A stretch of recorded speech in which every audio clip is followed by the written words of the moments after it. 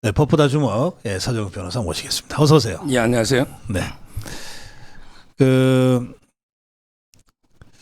제가 조금 전에 이게 뭘 해도 좋은데 전략 속에서 좀 움직이자. 네, 이제 그 말씀을 제가 고성교회 판에서 드렸는데 그 말씀 짧게 한 말씀 하시고 주제로 들어갈까요? 인요한 혁신이요. 네. 뭐 혁신은 저는 근데 이거 인요한 혁신이는 세 가지 점에서는 성공했다 봐요. 네. 세 가지 점에서는 첫째는 이제 이거 박사님도 말씀했지만 네. 이슈를 이제 이거 선점했다. 지금 이게 국민의힘 뉴스가 예. 방송에서 이제 이거 1, 2번 다뤄주는 게 드물었잖아요. 네. 그 점에서 이제 이재명을 덮어버리고 네. 이슈를 이제 선점한 거 네. 이거는 이제 잘했고요. 네. 그다음에 두 번째 보수 분열을 책임은 이제 이준석에게 다 있다. 어차피 이게 이준석은 나갑니다. 어차피 이게 분열되는데 인요한에게 이준석 보고 아니 선배님 좀 한 수 가르쳐 주세요. 계속 매달리고 붙잡잖아요. 근데 그걸 뿌리치고 이준석이 나가니 결국은 이제 보수 분열은 이준석한테 책임이 있다. 네. 그 점도 뭐 저는 성공적으로 보고. 네. 그리고 이제 마지막으로 척건들 있잖아요. 네. 윤석열 대통령 척건들 험지나 수도 그 큰 방향은 저는 맞다 보거든요. 디테일이 문제지만 네. 이 점에서 이제 큰 방향 세 개는 이제 나름대로 성과도 있는데 네. 그렇지만 이게 역시 악마는 디테일이 있는 거예요. 조금 더 이게 정교하게 또 이게 전략 전술 이런 게 조금은 아직은 이제 뭐 정치 워낙 모르다 보니까 많이 부족하지만 네. 앞으로 이게 뭐 조금씩 좋아지지 않을까. 박사님도 좀 많이 코치해주고 좀 이게 선소리 해주시고 이러면 될 것 같습니다. 그러니까 아직 우리 대한민국의 운이 다 하지 않아서 그냥 여러 가지 돌발적인 상황 뭐 이런 것들이 또 전략도 없지는 않을 거예요. 국민의힘이 그래도 집권당인데 뭐 이렇게 전략과 여러 우연적 요소들이 이렇게 만들어져서 흐름이 지금 만들어져 가는데 강서구청장 선거 직후에는 굉장히 지금 안 좋았는데 약간씩 지금 살아나는 느낌이 있거든요. 예, 그런 거 보면 아직 운은 남아 있는 것 같다 그런 생각도 들어요. 네. 제가 이재명이 재판 관련해서 아까 잠깐 전해드렸어요. 직접 나서서 막 항변도 하고 재판장이 발언하는데 그것까지 막 중간에 잘라 먹으면서 거의 훈계하듯이 하더라고 변호인이. 아니 요즘 재판은 그렇습니까? 야, 지금 이게 변호인들 중에 싸움 딱들이 많아요. 아하. 조상호도 그러고 방송할 때도 막 끼어들거든요. 네네. 근데 판사한테도 막 끼어들고 싸우고 다투고 합니다. 네. 근데 어제 재판에서 핵심은 이제 이재명이가 뭐랬냐면요. 내가 여기 대장동 일당과 결탁해서 얻을 이익이 뭐가 있냐? 얻을 이익이 뭐이냐? 이게 가장 핵심 항변이에요. 그거 설명해라 검찰한테. 네. 그럼 제가 대신 설명해 줄게요. 그래요. 검찰이 못하니까. 이재명이가 얻을 이익. 저기 제목만 5개 적어봤거든요. 네네. 대장동 일당과 결탁해서 이재명이가 얻은 이익. 첫째, 김만배 통해서 권순일 로비에서 재판 구사에서 살아났잖아요. 그렇지. 이게 김만배가 안 도와주면 권순일이 로비 움직입니까? 그럼요. 이게 얻은 거잖아요. 예. 두 번째, 정진상이가 받아가 기소된 천화동인 1호에 428억. 원래 700억이죠. 세금 빼고 428억. 네네. 이게 지금 정진상이 받아서 대선 자금 저수지잖아요. 이게 이익이잖아요. 세 번째, 김용 12년 구형받았죠. 김용이 받아서 8억 4천 받아서 조직 관리 경선할 때 썼잖아요. 네. 이게 세 번째예요. 그다음에 네 번째, 김만배 통해서 언론인 신앙님이나 여러 사람에게 움직여서 대장동의 몸통 바꿔치기. 네. 윤석열이가 몸통이다. 이게 김만배가 언론인들 다 동원해서 조작한 거 아닙니까? 이게 얻은 거예요. 그렇죠. 마지막으로 이게 다섯 번째, 푸른 위례라고 있잖아요. 위례. 거기에 남욱이나 그 사람들이 성남FC에 5억을 냅니다. 이게 기소가 돼 있어요. 성남FC 구단주가 이재명 아닙니까? 네. 기소돼 있잖아요. 이런 게 제가 너무 많아서 이게 시간상 제가 5개만 적어왔는데 이게 이재명이가 얻은 이익입니다. 법정에서. 그래요. 검사가 왜 이걸 시원하게 반박 못하는지 이 답답해요. 아니, 저도 궁금해요. 왜 검사가 그런 걸 반박을 못해요? 그러니까요. 공부를 좀 더 해. 제가 여기 대신 반박 5개 해줬잖아요. 시간이 없어서 그랬나? 예, 알겠어요. 그런데 이게 재판장이 어쨌든 재판을 이제 원만하게 진행을 하려고 뭐 이렇게 하는데도 변호사가 계속 재판장한테 거의 훈계하듯이 막 따지고 들고 막 중간에 말 끊고 그러던데 보통 시민들은 괘씸죄 걸릴까 봐도 그렇게 못 하잖아요. 보통 사람들은 이제 뭐 눈도 제대로 못 마주치죠. 글쎄 빤히 쳐다보면 이게 막 혼납니다. 고개도 못 들어요. 근데 그거는 왜 그러냐면 제가 보기 호가호위하는 변호사도 뒤에 이재명이가 있는데 야당 대표 판사가 어떻게 하는데 이재명 믿고 변호사들이 막 날뛰는 거고요. 그리고 이게 판사들이요. 이재명 앞에만 서면 이게 작아집니다. 그래요? 지금 이게 강규태 어제 김동연이가 전부 이게 호남이에요. 강규태는 아예 고향이 해남이고요. 아예 고향 자체가. 그다음에 김동현은 고등학교는 서울에서 나오는데 부모님이 호남이에요. 전부 이게 뿌리가 호남이란 말이에요. 그러면서 이게 그 김명수가 임명해놨던 좌파 중에 좌파입니다. 그러니까 원래부터 좀 이게 이재명에 대해서 상당히 우호적이고 그리고 이게 윤석열에 대한 반감이 많아요. 이 판사들이. 그러다 보니까 저는 아마 이게 이재명 변호인 측에서 뭐라고 해도 그런 게 참고 넘어가는 게 아닌가. 왜? 원래 성향이 좌파니까. 만약에 진짜 그렇죠. 이재명 우파나 일반에게 원칙적인 판사였다면요. 상당히 혼냈을 겁니다. 판사 말하는데 어제 계속 말 끊고 끼어들잖아요. 그러니까. 이게 보통 판사 같으면 뭐 그냥 두지 않죠. 감치식입니다. 감치. 감치가 뭐예요? 잠깐 구치소 집어넣는 그렇죠. 거? 한 며칠씩. 변호사들 감치 많이 됩니다. 간첩 사건에서 싸우다가. 그러니까 이게 법정 모독이지. 그러니까. 어디 건방지게 이것들이 이럴 텐데 보통의 판사라면 그럴 텐데. 그렇습니다. 알겠습니다. 자, 그다음에 그 위정교사. 위정교사. 아니 이걸 이게 저는 판사가 이렇게 이제 뭐 고민할 이유가 있나. 이거는 이제 그 별도 기회를 또 열어서 결정하겠다 했거든요. 그 아직 병합 결정을 못 한 거죠? 못했죠. 근데 이래 고민할 이유가 없는 거예요. 이거는 이제 병합할 이유 하나도 없죠.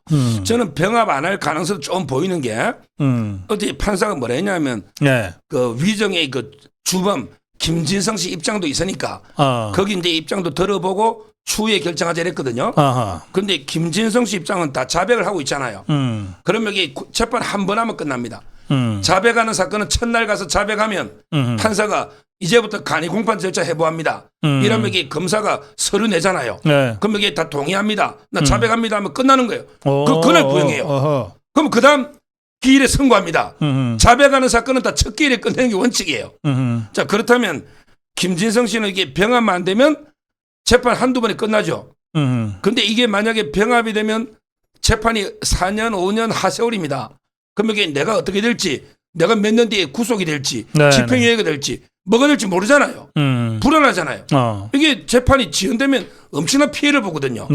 따라서는 그 사람 입장까지 생각한다면 혹시 이게 병합이 안 될 수도 있겠다. 일말의 희망은 가져보는데 다만 이게 판사 개인 성향, 좌파 성향, 그다음에 그 법원장 김정준이가 그 3.3부를 했잖아요. 이걸 보면 이게 병합도 가능성이 있고 만약에 병합되면 저는 이게 큰 문제다. 우리 사법부는 완전히 죽었다. 이렇게 봅니다. 알겠어요.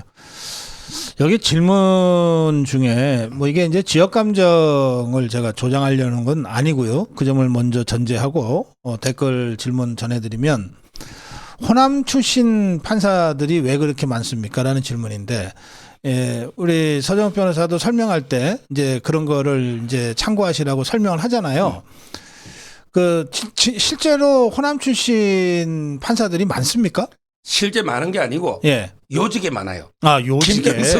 김명수가 전부 이게 요직에 좌파를 앉히다 보니까 아무래도 이게 호남이 좌파 진보 쪽에서는 많잖아요. 영남이 보수 우파가 많고요. 그래요. 그래서 이게 요직에 많은 거지 통계적으로 전체 많은 건 아닙니다. 그래요. 그건 이제 그렇게 오해를 안 하시면 좋을 것 같으네요.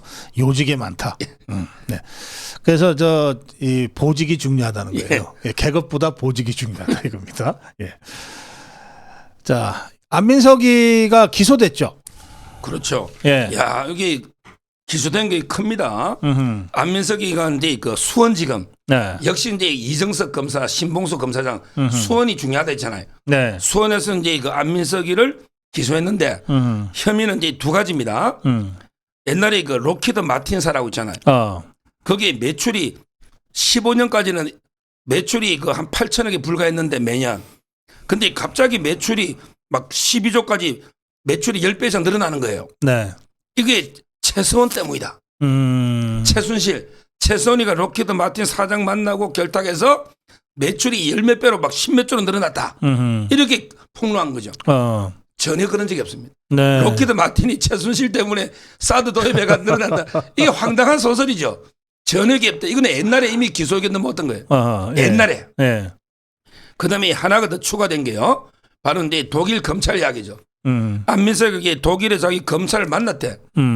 누구 만난지는 말 안 해. 만났으면 인터뷰 뭐 녹음이라도 해놨겠지. 사진 찍고. 근데 독일에 검찰 만났더니 최순실 재산이요. 계속 줄어들어. 자기도 이제 자신이 처음에 300조로 했거든. 300조. 그 다음에 몇십 조로 줄더니 나중에 뭐 수조라 그래. 계속 액수가 줄어들어. 아니 정확한 폭로면 액수가 일치돼야지.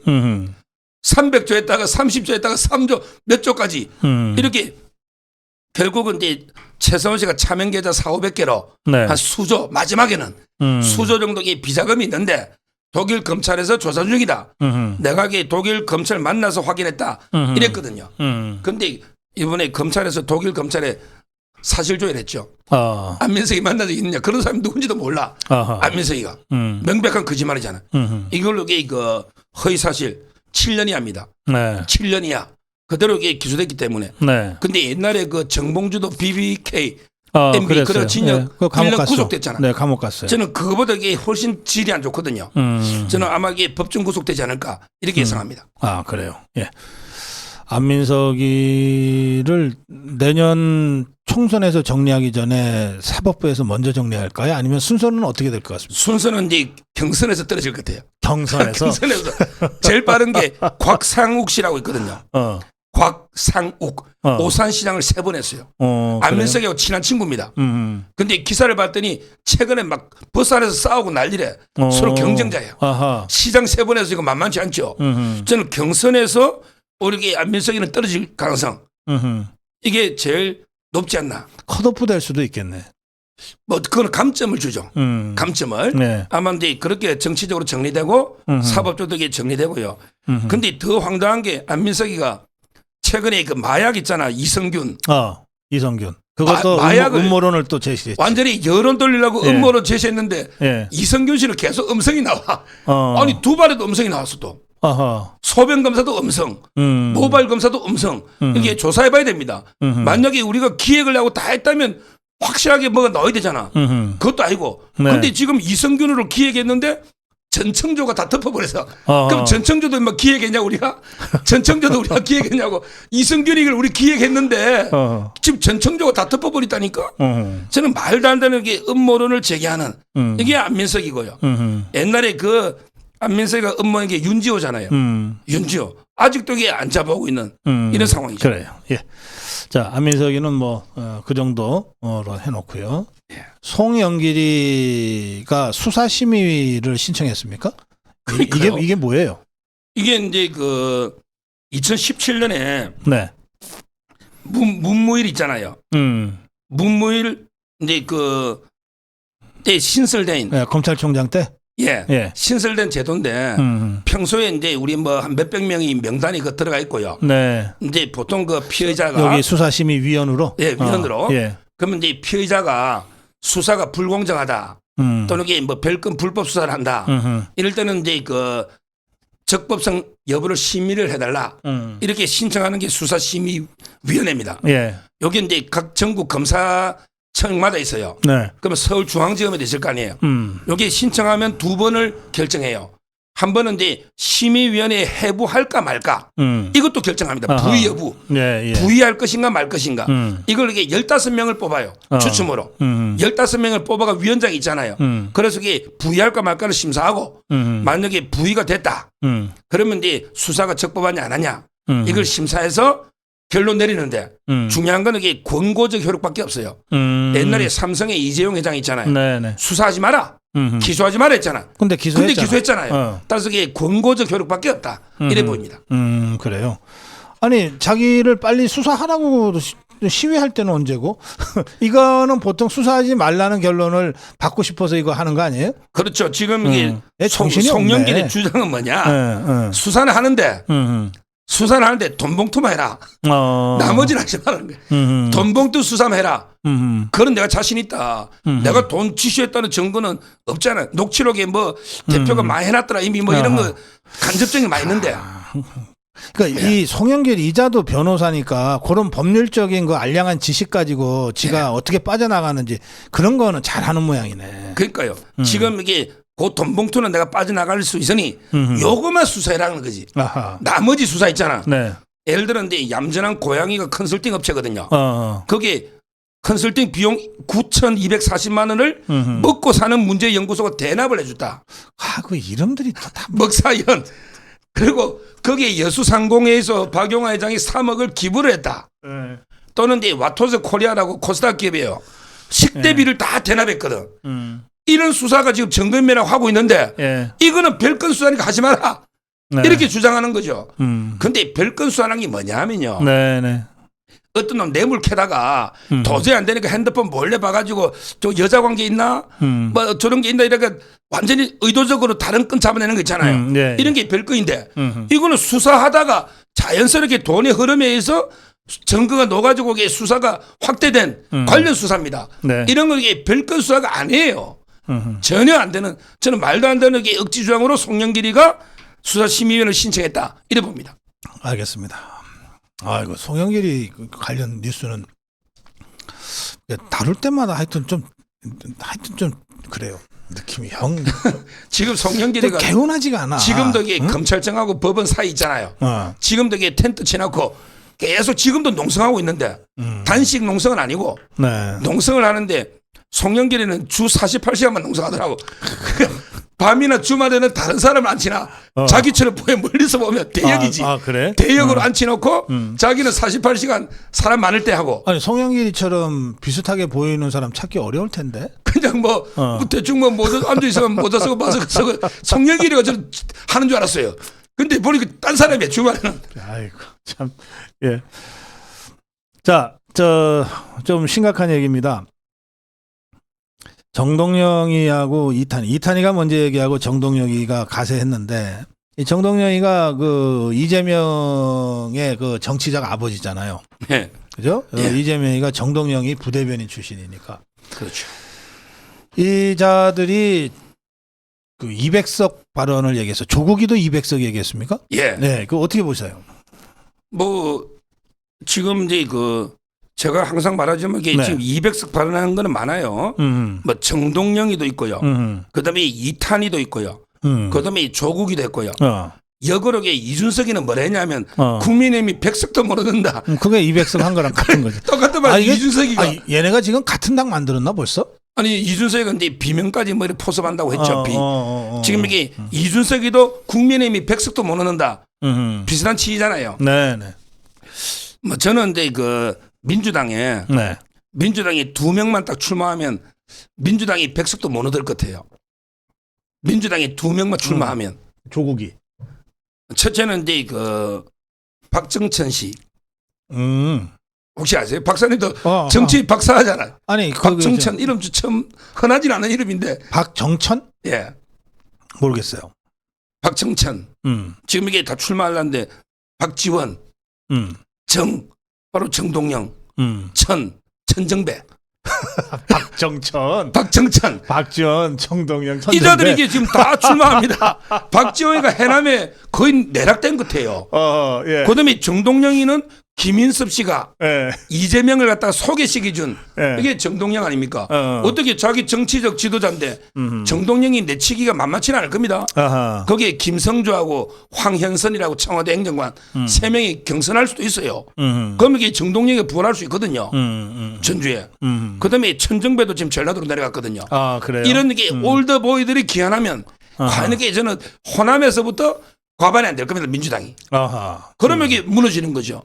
이런 게 있고 그다음에 유명한 두 번째 사람은 다 알다시피 조성추죠. 조성추, 조국. 그다음에 송영길, 추미애 아닙니까? 지금 이 사람들만 나와주면 조국이 넘어게 또 막 조국 여론이 엄청날 거 아닙니까? 우리 옛날에 10월 3일 개천절 한글날 인파 봤잖아요.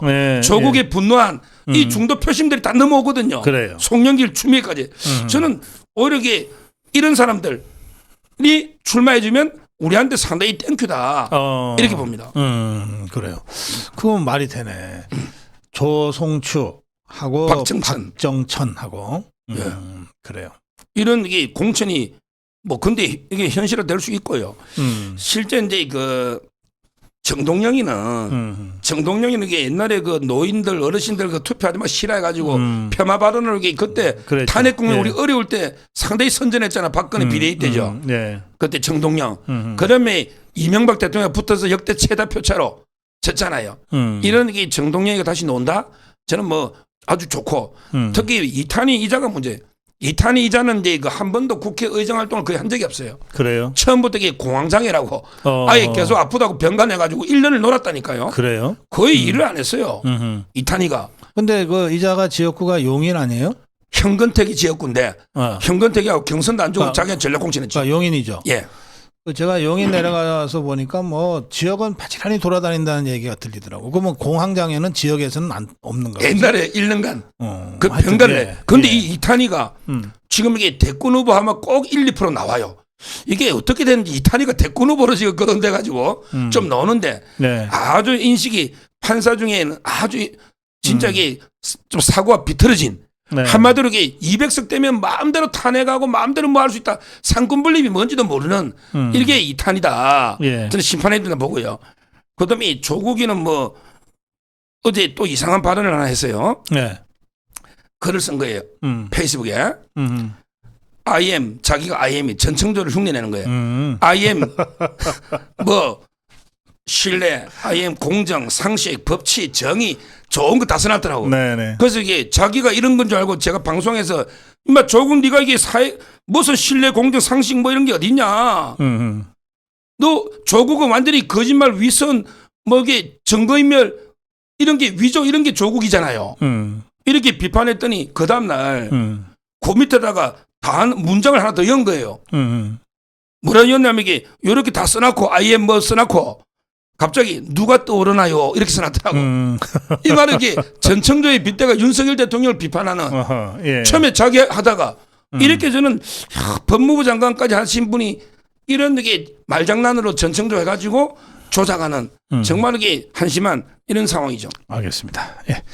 자, 오늘은 이제 오랜만에 우리 내부 상황도 조금 짚어봤으면 좋겠어요.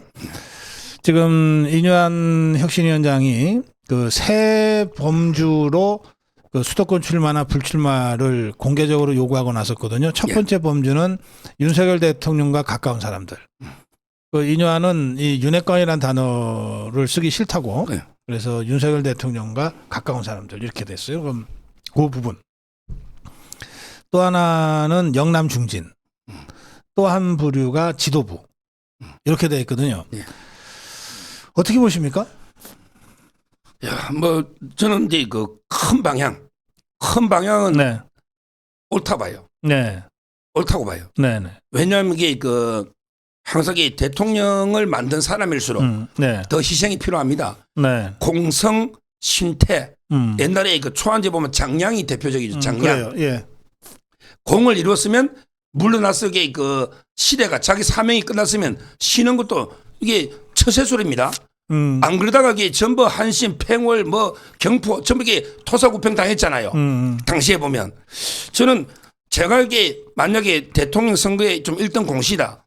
이러면 이게 저는 시대 사명이 그거라면 물러나고 싶어요. 물론 이제 남아서 여기 계속 뒷받침해주는 이것도 이게 필요하겠지만 네네. 뭐 일부는 따라서 이게 측근들의 불출마나 아니면 이게 뭐 흠지 출마 이것도 이게 방향은 맞고요. 네. 그다음에 영남에서도 이제 따뜻한 안방이니까 거기에 많은 걸 누렸으면 좀 이게 희생하는 모습을 보여야 된다. 네, 이것도 네. 맞고요. 네. 그다음에 그 지도부가 솔선수범해야죠. 김기현 대표부터.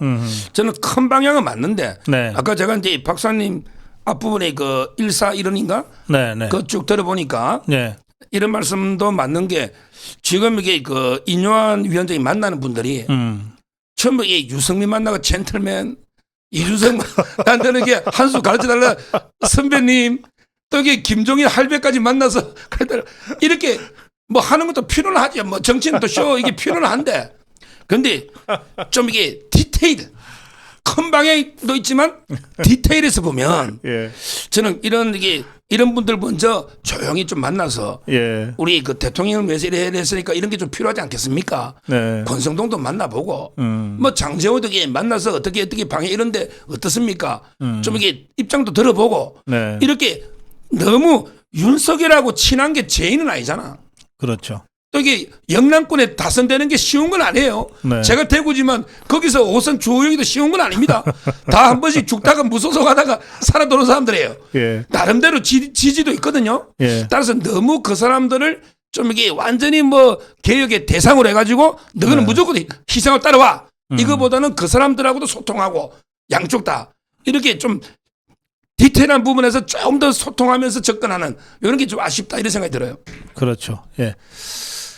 그러니까 이제 이게 혁신을 하라고 칼을 주면 이걸 휘두르고 싶어 하잖아요. 근데 이게 저 종북 주사파를 상대로 혁신하는 것도 아니잖아. 그러니까 천상 내부를 향해서 칼을 휘두를 수밖에 없는데 그러다 보면 사실 같은 얘기도 정말 진정성을 갖고 대화로 풀면 모양 좋게 갈 수 있거든요. 우리 자유파의 전통에 그런 아름다운 전통이 있어요. 최병렬 대표라든지 김용갑 의원이라든지 그 강재섭 대표라든지 이런 사람들이 정말 당이 어려울 때는 당 대표나 당 중진이면서 스스로 딱 은퇴를 하잖아요. 서청원 대표도 그랬거든요. 일체 공직에 가지 않겠다. 대통령 박근혜 대통령 당선 확실했을 때는 그 시점에 일체 임명직 공직 하지 않겠다. 이렇게 선언도 하잖아요. 그럼 이제 이런 것들이 좋은 흐름을 만들어가는 거거든요.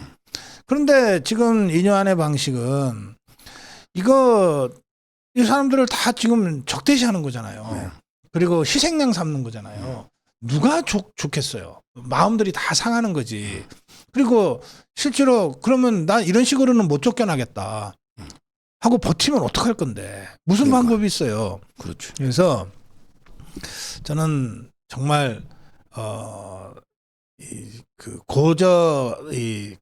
그 장단 이런 거 중요하잖아요. 리듬이 중요하잖아요. 셀 땐 세고 부드러울 땐 부드럽고 천천히 흘러갈 때는 가다가 막 또 황하처럼 몰아칠 때 이런 게 이제 정치의 구력인데 이뇨한한테 그런 것까지 기대하는 건 좀 무리인가요? 그렇죠. 예. 이뇨한뿐만 아니라 거기 위원들 보면 제가 보기 박성준 위원하고 뭐 오신환 정도가 정치 좀 해봤잖아요. 네네. 김경진까지. 네. 근데 나머지 분들은 정치판에서 제가 이름을 들어본 분이 거의 없어요. 네네. 그러다 보니까 이제 뭐 좀 이게 거칠죠. 네.